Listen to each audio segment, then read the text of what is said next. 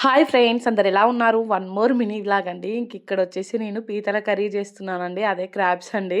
మా మమ్మీ వాళ్ళ ఇంట్లో ఇంకా ఫస్ట్ టైం చేస్తున్నానండి క్రాబ్స్ కర్రీ అయితే. ఇంతకు ముందు ఒకసారి మా ఇంటి దగ్గర చేశాను. యాక్చువల్లీ క్రాబ్స్ కర్రీ మా సైడ్ అయితే అసలు ఎవరు చేసుకోరండి. ఇంకా అంటే వాటిని తిన్నా కానీ విచిత్రంగా చూస్తారు. నేను యూట్యూబ్లోనే చూసి అసలు తింటారని తెలిసింది నాకు అప్పుడు. ఇంకా మా దగ్గర ఒకసారి దొరికితే యూట్యూబ్లో చూసి ట్రై చేశానండి. ఇంక ఇక్కడైతే విలేజ్లో ఉన్నప్పుడు ఎవరో చేపలు పడుతుంటే ఇవైతే దొరికాయంట. ఇంకా మా డాడీ తీసుకొచ్చారు కుక్ చేయమనేసి. దీనికోసం అయితే మా మమ్మీ, మా అక్క అందరూ విచిత్రంగా చూస్తున్నారండి. వీటిని కూడా తింటారా అనేసి.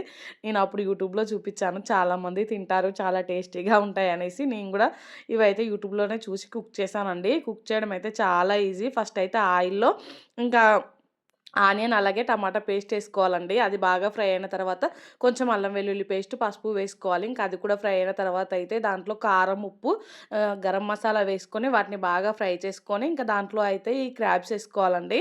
క్రాబ్స్ అయితే సిమ్‌లో పెట్టుకొని ఇంకా దాంట్లోకైతే అన్ని మసాలాలు పోయే వరకు ఒక 15-20 మినిట్స్ అయితే మంచిగా ఉడికించుకోవాలి. మధ్య మధ్యలో అయితే కలుపుతూ ఉండాలండి. ఇంకా లాస్ట్‌లో కొత్తిమీర వేసుకొని దించేసుకోవడమే అండి. సూపర్‌గా ఉందండి కర్రీ అయితే.